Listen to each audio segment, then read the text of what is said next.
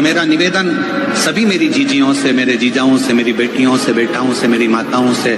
श्रावण के महीने के जितने सोमवार रहे, प्रत्येक सोमवार को शंकर जी का अगर मंदिर जा सको तो ठीक है, ना जा सको तो शिखर का दर्शन, और वो भी ना कर सको तो अपने घर में जो शिवलिंग है उस पर 3 बार, 3 छोटा सा लोटा ले लो, बड़ा लोटा ले लो, कैसा भी 3 बार शिव जी का नाम लेकर 3 बार जल को अवश्य चढ़ाओ। जितने सोमवार पड़े श्रावण के महीने में आप 3 बार, भले 1 लोटा जल है उसी को रोक रोक कर 3 बार चढ़ाओ, और 3 बार चढ़ाओ। जैसे शिव मंदिर में 3 ताली का नियम है, सावन महीने में 3 लोटा हाथ, 2 लोटा जल पर रुककर 3 बार अगर जल चढ़ाया जाता है तो ब्रह्मा, विष्णु और महेश उस जल को स्वीकार कर तेरे घर का भंडार भर दे। 3 बार सावन के महीने में किसी भी एक सोमवार को अगर व्यापार नहीं चल रहा है, नौकरी नहीं मिल रही है, तो कोई तकलीफ आ रही है, तो कोई कष्ट आ रहा है, कोई रोग बढ़ रहा है, डॉक्टर से ऐसा लग रहा है कि ये बड़ी बीमारी बताने वाला है, शरीर में कोई गांठ पड़ गई है और वो जांच के लिए गई है, तो बिल्कुल श्रावण के महीने में किसी भी एक सोमवार को गंगा जल लेकर जाइए शिव मंदिर में, शंकर जी के मंदिर में थोड़ा सा गंगा जल नंदी को समर्पित कर कर, थोड़ा अशोक सुंदरी को समर्पित कर कर, थोड़ा गणेश और कार्तिकेय को समर्पित कर कर, थोड़ा सा गंगा जल जया, विषहारा, शामरी बारी, दौतली और देव को समर्पित कर कर, थोड़ा सा गंगा जल शिवलिंग को समर्पित कर दो। उस गंगा जल को वापिस झेल कर लेकर आओ, 3 दिन तक लगातार उस गंगा जल को पीना प्रारंभ करो। उसके बाद जांच के लिए आप कहीं पर भी जाइए, बाबा कृपा जरूर करेगा, ये निश्चित था। श्रावण का पहला दिन, वैसे तो अभी आप गुरु पूर्णिमा की कथा सुनेंगे तो उसमें हम वर्णन करेंगे इस चीज का। श्रावण का पहला दिन और श्रावण का समापन का दिन, ये 2 दिन तुम रुका जी का नाम लेकर अशोक सुंदरी वाली जगह पर एक बेलपत्र अगर कोई समर्पित कर देता है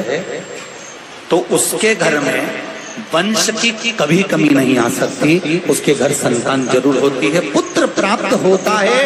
बेटी हो बेटा हो संतान अवश्य प्राप्त हो, वंश बढ़ता है। शिव महापुराण में सुना है शंकर भगवान पर 108 कुछ भी शिव को चढ़ाना चाहिए श्रावण के महीने में। हमने पहले भी कहा था, पिछले लॉकडाउन की कथा निकालिए और श्रावण के महीने की कथा निकाल कर सुनना। उसमें कहा था आपके पास कुछ भी नहीं है तो 108 चावल के दाने चढ़ाइए, 108 मूंग के दाने चढ़ाइए, 108 आप चाहे तो सरसों के फूल चढ़ाइए, 108 चाहे तो सफेद पुष्प चढ़ाइए, 108 चाहे तो गुलाब की पत्तियां चढ़ाइए। पर सावन के महीने में एक नियम बनाना कि मैं 108 ये वस्तु शिव को समर्पित करती। उसका कारण क्या है? तो स्कंद पुराण में लिखा है शंकर भगवान को सावन के महीने में जब हम 108 कोई वस्तु समर्पित करते हैं तो शंकर उसको लाख और करोड़ों गुना कर कर हमको पूरे वर्ष में प्रदान कर देता है। इसलिए श्रावण महीने में 108 की महत्वता। सारी दुनिया की ठोकर खा लो, सारी दुनिया के हाथ जोड़ लो, सारी दुनिया से निवेदन कर लो और उसके बाद भी तुम्हारी दुख की घड़ी समाप्त नहीं हो, तब प्रयास करना तुम्हारे घर में कोई गमला हो, कोई पौधा लगा हो, जो भी पौधा लगा, हम ये नहीं कहेंगे कि वो गुलाब का है कि गेंदा का है कि शमी का है कि बेलपत्री का है, जो पौधा तुम्हारे घर में लगा, जो पौधा, एक प्रयास करना। अभी सावन चालू हुआ है, अगर तुम्हें लगता है कि मेरी दुख का समय समाप्त नहीं हो रहा, मेरी दुख की घड़ी समाप्त नहीं हो रही, तो घर में रहने वाले जितने लोग आस्था चैनल पर कथा सुन रहे हैं, जितने फेसबुक यूट्यूब पर कथा सुन रहे हैं और जितने पुष्कर राज की इस पावन धरा पर बैठकर कथा सुन रहे हैं, उनसे निवेदन करेंगे श्रावण में अगर मान लो एक दिन आपका निकल भी गया, 2 दिन आपके छूट भी गए, कोई दिक्कत की बात नहीं।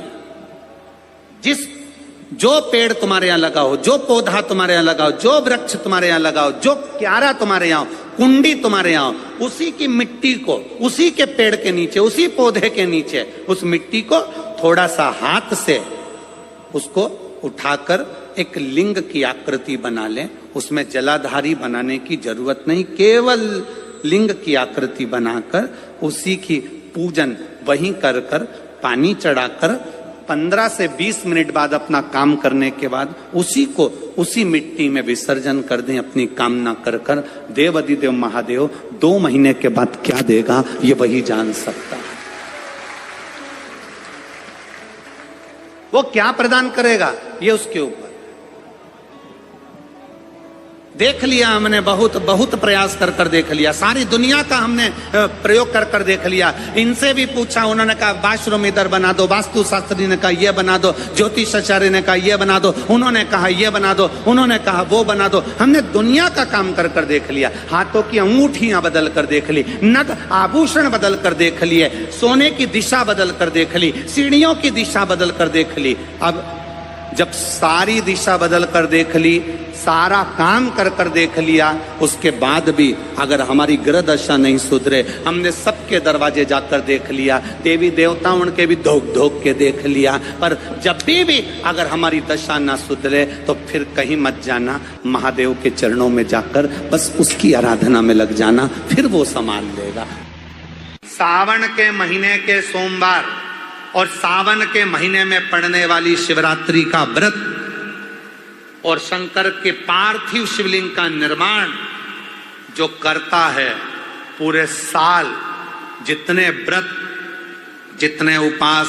जितनी साधना, जितने नियम होते हैं, उन सबका पुण्य फल सावन के सोमवार का व्रत करने से और सावन के महीने की शिवरात्रि करने से, उस पर पार्थिव शिवलिंग का पूजन करने से प्राप्त हो जाता है। तो उनको हम आज फिर कहना चाहते हैं, अगर बन सके स्कंद पुराण पढ़िएगा, शिव पुराण पढ़िएगा, गीता प्रेस गोरखपुर की शिव पुराण लाकर पढ़िए, स्कंद पुराण लाकर पढ़िए, नर्मदा पुराण लाकर पढ़िए, लिंग पुराण लाकर पढ़िए, और बन सके तो ब्रह्म वैवर्त पुराण लाकर पढ़िए। उसमें आपको मिलेगा कि जब सावन के महीने की शिवरात्रि पर कोई पार्थिव शिवलिंग का पूजन कर कर उसका स्पर्श मात्र कर लेता है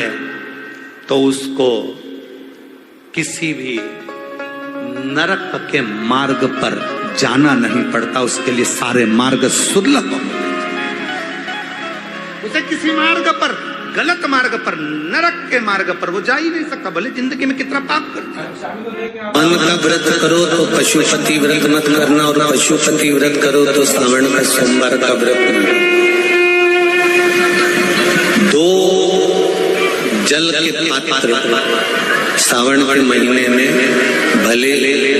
एक बड़ा पात्र हो, एक छोटा सा पात्र हो, पात्र भी नहीं हो तो उसके ऊपर भले कटोरी रख लेना, पर 2 पात्र से जल शिव जी को एक साथ समर्पित करना। शंकर भगवान कहते हैं श्रावण के महीने में भार बढ़ जाता है।